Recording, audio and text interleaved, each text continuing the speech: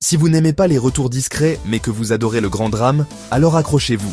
Rybakina a effacé un déficit de 3-0 et a clôturé le match d'un ace.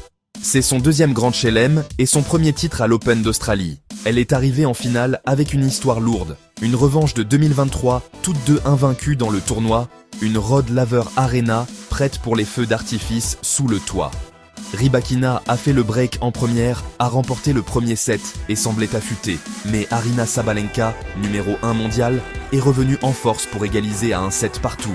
Le troisième set a mal commencé pour Elena, menée 0-3 après des coups gagnants fulgurants et les changements d'élan de Sabalenka. Puis, quelque chose a changé.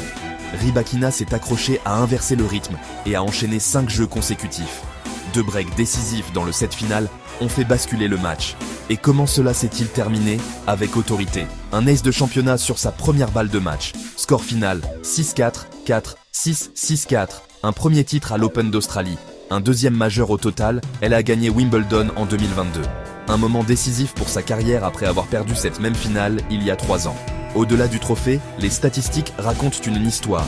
Une série de victoires contre des adversaires du top 10 et l'entrée dans un cercle d'élite, plus de 10 victoires consécutives contre des joueuses du top 10 ce siècle.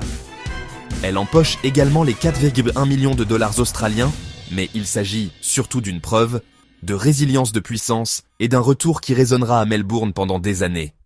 Elena Rybakina, non seulement de retour, mais plus audacieuse.